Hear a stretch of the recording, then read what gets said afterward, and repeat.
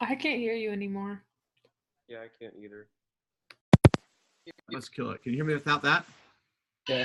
Yeah, I can hear you without it. Yep, that's better. Got the headphones. All right. I don't understand that technology, but that's okay.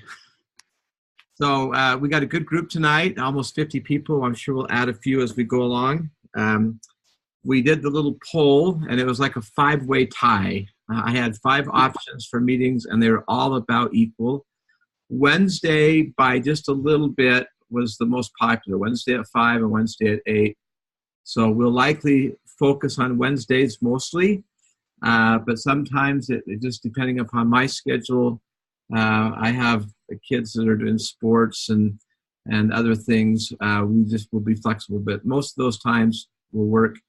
Towards the end of the semester, there's 2 times when I will for sure, maybe 3, start on Monday, because I want to give you as much time during the week to be able to get some stuff done.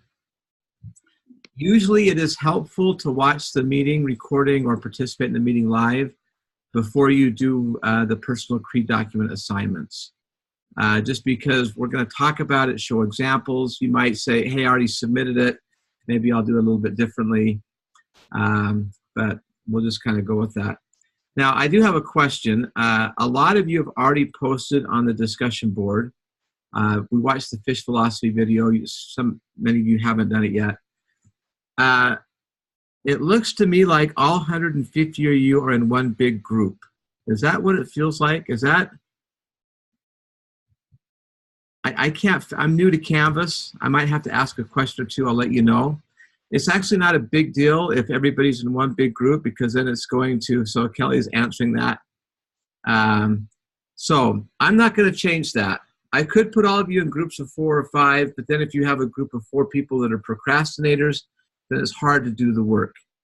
So if everybody's okay, I'm going to just keep you in one big group. Then it's going to be super easy to post on 2 other people's things. Kelsey says that sounds good. Anybody else have a different opinion? Okay, we're going to go with that because I just think it's going to be easier.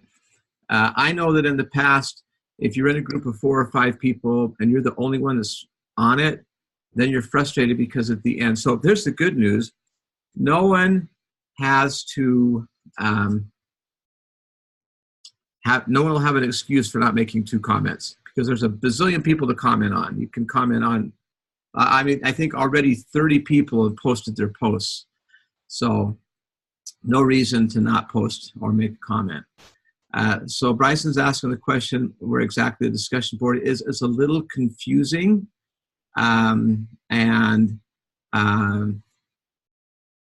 me see if I can be smart enough to do this. Actually, hang on. I'm going to actually stop this share. Oops, I went too fast. Okay, so I'm going to actually go to my desktop. Where are you, desktop? That's not it. Here. No, that's not working either. Okay, let me stop my slideshow.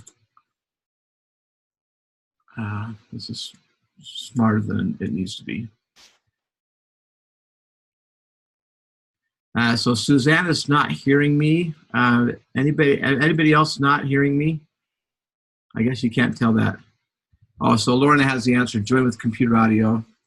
Okay, so that's excellent. Hang on, I'm going to wait until we're done at the end. Can you guys see this list of books right here? You guys see that okay? We're on the right screen? Okay. All right, let's start. I'll get to where you can, I'll show you where that discussion post is at the end. Don't let me forget.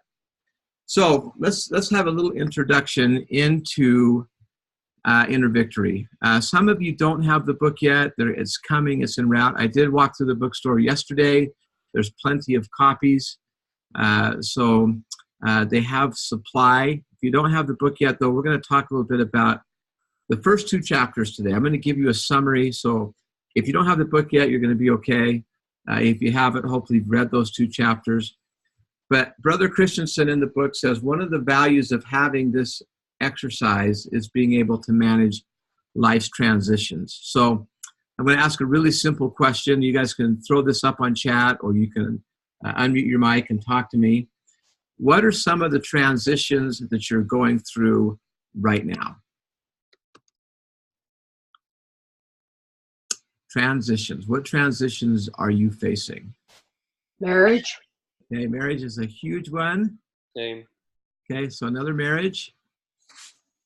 Trying to do full-time employment and go back to school.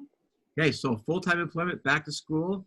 Okay, I'm going to look through here, having a baby, a second baby, career choices, coming home off a mission, graduating, new job, working and going to school.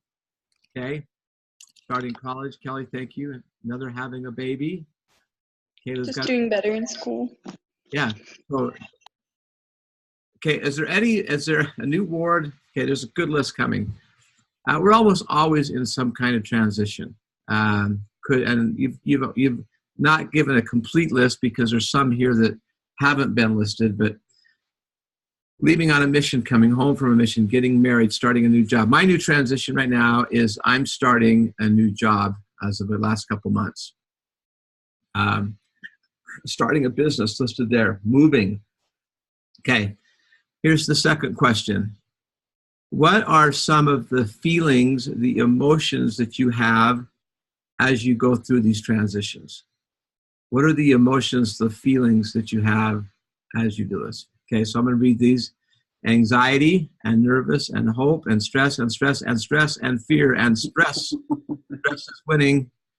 Anxiety and stress and excitement. Sometimes it can be very exciting.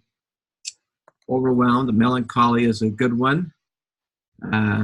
Nervous-sighted. That is a new word, Trevor. Nervous-sighted. I love that. Nervous and excited at the same time. Okay. So in my life, and I'm 58 years old. I've been here at BYU Idaho 32 years. I've had 4 different jobs here.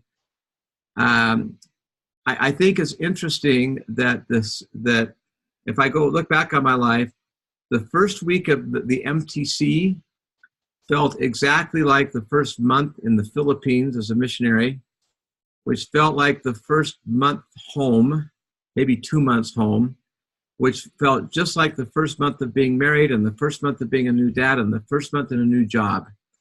Unsettled, discontent, excited, uneasy, anxious, worried about all of those things. So transitions can be very hard and sometimes not. Some are more minor. And Susanna says that she has a friend that has crazy anxiety and depression because of it. So when you say I should show her this book, Susanna, are you talking about Inner Victory? Yes. Okay.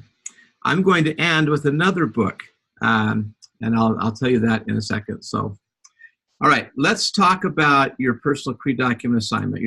Actually, I'm one slide ahead. I mentioned last week a book called How Will You Measure Your Life? And we are going to talk about that one again today. But through the semester, I'm going to introduce you to some other books. Now, these are not required reading. They're just kind of like, that one seems interesting. But if you want to add to your reading list on this topic, these are some good books. For example, in 2 weeks, we're going to spend a little time talking about psychocybernetics. And the reason is it fits with the lesson we're talking about. Today, I'm going to introduce you to the greatest salesman in the world. So again, this is just a reference, but we're going to talk about these. But when we talk about what we're going to be going through today, I think this sums it up, or this semester. If we understand our values, things that matter most, and have a good routine, we will have great habits. Great habits consistently lived equals success. And this is what Og Mandino wrote. I have this book next to me. It's one of my favorites. It's about this big, The Greatest Salesman in the World. But he said, in truth, the only difference between those who have failed and those who have succeeded lies in the difference of their habits. Good habits are the key to all success.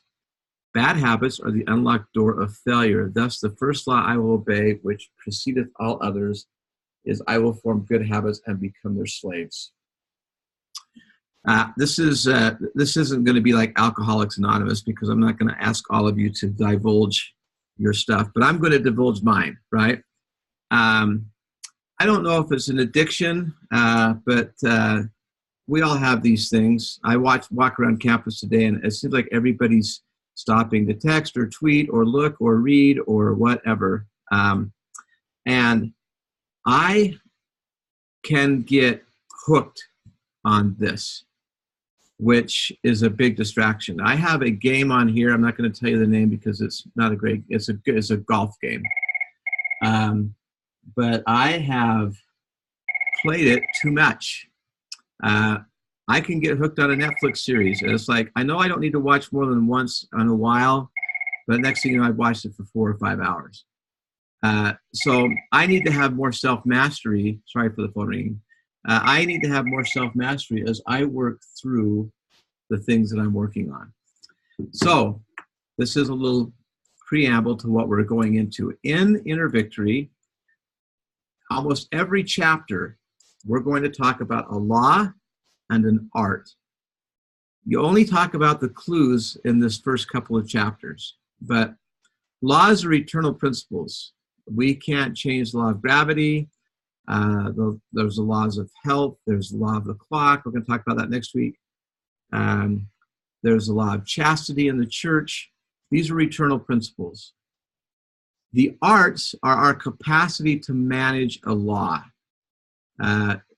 Next week, we're going to talk about the law of the clock, the law of opportunity, 2 of them, and the art of discretion.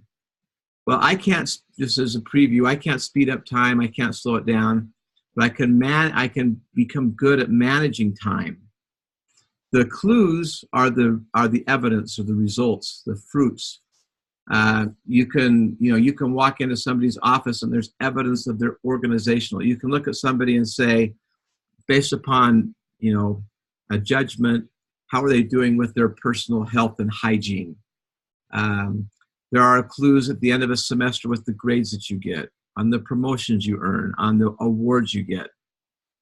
Well, most times, and this is an eternal principle, there's a law in the DNC, I think 120, 130, 21, 22, I probably got the reference wrong. I have the scripture mostly memorized. There's a law irrevocably decreed in heaven that every blessing we get is by obedience to the law that the blessing is predicated. Well, the only thing that we have any control over is the arts. We can't change the laws, and pretty much we can't change the results from living that law. So as we go through the semester, you're going to learn about some laws and some arts that will help you live the law better. This week, we have the first law and the first art. The law is the law of the harvest. And the law of the harvest, as simple as I can state it, is you reap what you sow. Hard work is going to reap greater blessings. And Brother Christensen talks about in the book that you can't speed grow things on the farm, right? You can't cram on the farm. You can't say, I'm going to harvest potatoes in October, which is when potato harvest is around here in Idaho, and plant it in September. It doesn't work. There's steps. You need to prepare the field, and you've got to plant and fertilize and do what you need to do with weeds, and then at the end you reap a harvest. The art this week is the art of personal inspection. And that's what we mentioned last week. The unexpected life isn't, unexamined life is not worth living. Well, we're going to ask ourselves this question: what is growing in your garden? What are your habits, routines, values that you might need to tweak to have better habits, routines, values, and have more happiness and success? So that's this week's introduction.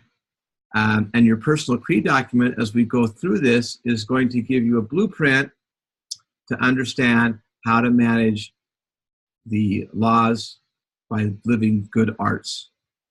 Any questions on that before we share a couple ideas and sign off for the day? Any comments? Okay, so a preview. This week's the easiest week. That's the good news. you watch the fish philosophy video. If you haven't watched it yet, you'll watch it soon. And you post your discussion question, things you like, things you didn't like about the video, and comment on to other people. And then you'll do the class meeting report and lesson evaluation. So why did we watch fish? This is fish. I inserted this in the course because I think it's a good example of a company that has a vision. It has a purpose. The power of vision and purpose. They have 4 things: play, make someone's day, be there, be present, and choose your attitude. They're a successful company because they have vision and they live by this vision, this value. Brother Christensen, in How You Measure Life, this is his mission statement. Now, this is kind of getting ahead of ourselves because you don't do your mission statement until the end of the semester. But his mission statement said that he is a man dedicated to improving the lives of others, a kind, honest, and selfless husband, father, and friend, and a man who doesn't just believe in God, but who believes God. So this is a question, okay? And some of you, I'm going to just share a comment here from Stephen. I think this is great. Stephen enjoyed the fish video because it was funny, and he felt like it was how my whole life is. Work, play, hard. Excellent. Life is work and play. And if you work hard and play hard, you're going to have a great life. Okay, that's a great point, Steve. So here's a question. What is the mission of the Church of Jesus Christ of Latter-day Saints? Anybody have an idea? I've taught mission statements for years. I think it's the best example of a great company, corporation mission statement. Feel free to unmute your mic. Okay. Susanna talks about the threefold mission. We're going to talk about that in a minute. Hannah said to bring to pass the eternal life of man. That's Heavenly Father's mission. Perfect the saints is part of that. Bring the world unto Christ, gathering Israel. Okay, you guys are so fast. I'm not getting all these. Breathe others to come unto Christ. Thank you, Kayla.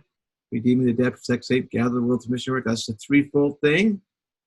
Erica, the question is, what is the mission of the church? Heavenly Father's mission was just stated by somebody, by Hannah, to bring to pass the immortality and eternal life of man. I would say that's Heavenly Father's mission. Okay, the atonement is part of that. Help others come unto Christ. Jesus Christ has a plan. Thank you. So here's just a brief history of the mission of the church. Okay, it actually was created first when I was on my mission, just coming home from my mission about 1982 by President Kimball. And he said, this is the threefold mission of the church. You guys already mentioned it. Proclaim the gospel, perfect the saints, and redeem the dead. President Monson added a 4th one, and that is to serve the needy. Okay. And a lot of people don't know this, but it's been synthesized with the new handbook in the last few years, last 4 or 5 years. Okay. So this is it. But I think this is relevant and a good example. The mission of the Church of Jesus Christ of Latter-day Saints was organized by God to assist in his work, to bring to pass the salvation and exaltation of his children. The church invites all to come unto Christ and be perfected in him. So you guys nailed that. That's why that's the church's mission. Invite all to come unto Christ and be perfected in him. And then this is where the threefold part is still there, but subtly. This pertains to everybody who has lived or will ever live on the earth. So those who have lived, that's redeem the dead, and who are living or will live on the earth, that's perfecting the saints and proclaiming the gospel. Proclaim the gospel so we can perfect the saints. All right, we're going to not be 30 minutes today because you guys are awesome, and I know you're busy. But I'm just going to end with 3 things. This is just kind of not related to the lesson necessarily, but I think it's important. I'd like someone to be brave enough to type this in, but maybe unmute your mic because I like hearing from you. Why do we do things? What is your motivation to do anything? I have 2 children that are still at home. I have 5 children total, 6 counting one that we lost. Why do my children, when I go home today, why are they playing the piano? 11 and 13. Some of you who had your mom and dad made you, encouraged you to play the piano. Why do we do things? I so that think we can that be happy. Okay, Lindsay, go first. I think that motivation comes from within. Like it's an inner desire to do things. So like if we like it and we enjoy things, that comes from within. So that's why your kids play the piano. So I think it's very much a inward thing. Okay, that is the best and great answer. Yes, thank you. Okay, anybody else? Because we ultimately want to be happy, all of us. Okay, so we want to have happiness, and Ekri has said that as well, to seek happiness. We Okay, also want to feel useful. okay, Kayla, thank you. We want to feel useful. Okay, those are the good reasons. Are there sometimes motivation or reasons that aren't that great? I have one. Oh, go ahead. Okay, go ahead, Hillary. I think often for me, it's about pleasing other people. Okay. And so it's not always the best motivation, because it means that sometimes pleasing other people means I do things that either they should do for themselves or that I shouldn't, doesn't really help them. But often that's my primary motivation. Yeah, excellent. Tasha, have you heard me do this before? You can type it or tell me. We have a couple rewards for accomplishment: greed, pride, selfishness, sometimes simply to prove what we have. And Tasha says no, but she's like, you're going to be happy with yourself when you see what I put up next. There's because she put that we do things out of fear, duty, or love. All right, this is exactly right. Sometimes we do things because we have to. Sometimes we do things because we ought to, and sometimes we do things because we want to. Now, none of those are necessarily bad, but the motivation is exactly what Tasha listed. Sometimes we do things because we have to, and that's because of fear. Sometimes we have to do things because we feel guilt or duty, and sometimes we do things because we love it, which goes back to the very first comment, and that is, we'll be better off when we get to do things that are internally motivated because we love them. And oftentimes we start on that side of the bridge. We do things because we just have to. We feel like we ought to. Sometimes I'll be honest, we motivate our kids to do that. You cannot go out and play until you play your 30 minutes of the piano. And I know you don't want to do it, but you have to do it. And if not, you're going to get a lecture or a SWAT, and they'll do it, but it's not great. Sometimes we do things because we just don't want to feel guilty. When we get to do things that we love, we're going to do better work. Okay, I'm going to make sure I'm going to miss any of these things. To follow God's will is awesome. Sometimes we do things out of spite, revenge. Tyler has a great point about how the church is taking her down a better path and get the results that we want. So I'm going to share I shared with you one of my favorite Ogmandino quotes. I'm going to share with you my favorite Steve Jobs quote, and that is this one. And this goes to doing things that we love. He said, the only way to do great work is to love what you do. He says, if you haven't found it yet, keep looking. Don't settle. As with all matters of the heart, you'll know when you find it.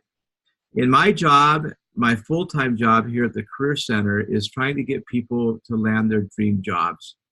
People who do a job that they love will be successful at it, and they'll be happier. Now, in corporate America, our statistics say that only 13% of Americans love their jobs. That means 87% don't.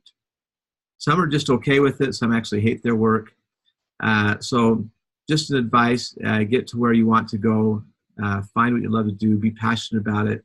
You'll have more success. You'll be living by your values, and you'll have more productivity. Just a couple comments here. Susanna said, in psychology, we call it pre-conventional, conventional, and post-conventional. Excellent. And I think that's a really good point, Hannah. Sometimes the have-tos and ought-tos are still really, really important. I have jobs that I need to do every day. We're going to hit this next week with time management. Out love.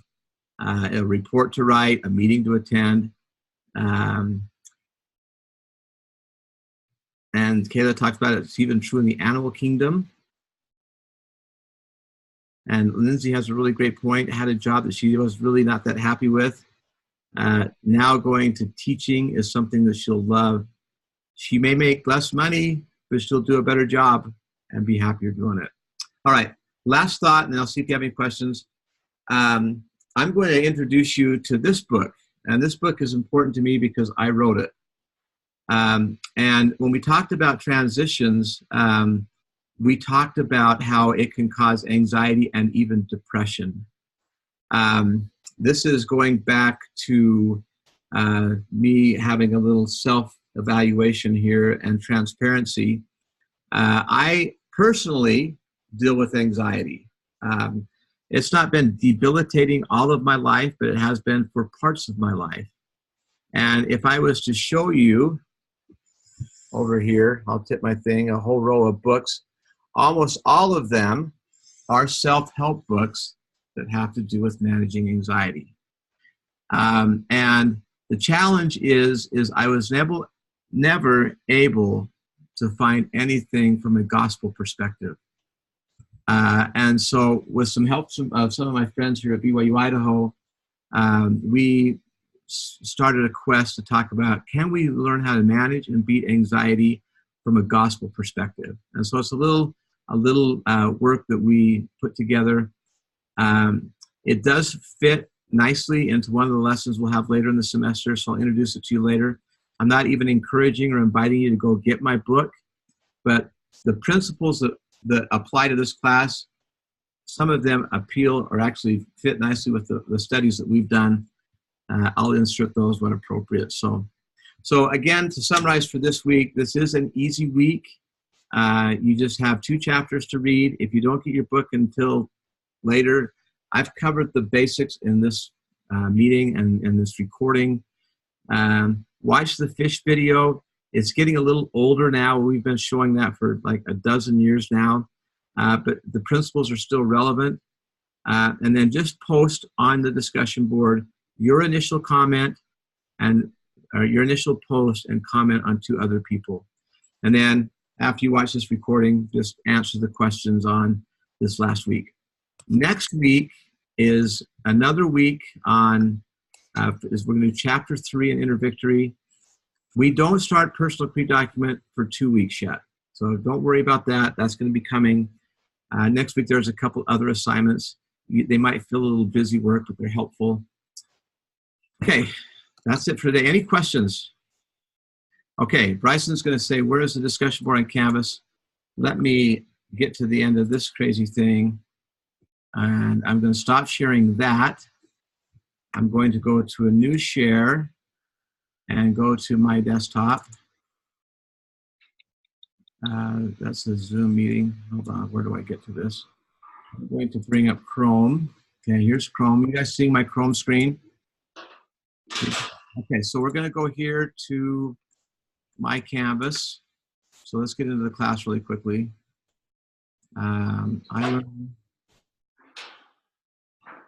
Mine, as the teacher, might look a little different than yours.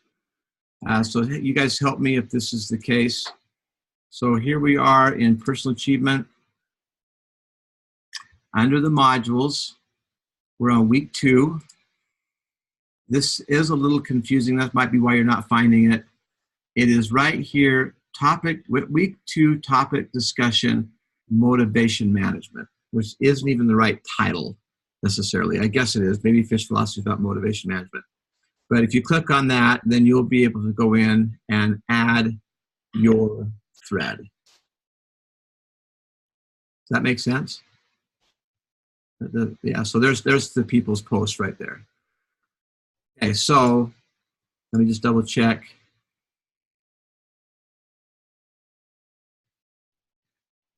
Bryson, did that answer your question? I want to make sure that answered your question before we sign off. Okay, awesome. All right, so that's where you find it. Again, you can see we've got lots of people posting and commenting. So it's going to be easy for you to post and make your second comment. I know how busy you are. I would not go through and read all these. You'll spend all day doing it. But pick a couple that you want to comment on. Make sure you post yours. Others will see it, and then we'll be good. Okay, Lindsay asked the question, how long does your post? It doesn't matter to me. If you write one sentence, that's kind of like a cop-out, but if it's, if you look at this the first one, it starts with this top of the box right here, Danielle's, it's, I don't know, 5-6 sentences. Some are going to be longer, shorter, but it doesn't matter. Kelly makes the point you won't be able to see other posts until you post. That's a good reminder. And Susanna, the inner victory readings will go pretty quickly because they're all small chapters. There are some suggested readings. Next week, we'll invite you to read a talk by Elder Oaks. Those aren't required. That's just an invitation to read a really good talk. I would recommend reading them. But you're not going to have a quiz on it. It's not part of an assignment. So, okay, other questions? All right, we've been 30 minutes, so I'm going to go ahead and great, Jen, that's a great point. Sunday would be a great time to do the readings. And you can start the work on Friday before. So the class modules open up on Friday, the week before the actual week. All right, I'm going to close off just for the sake of time, but I'll stay on to answer any questions any of you might have. If not, we'll see you next week. Thank you.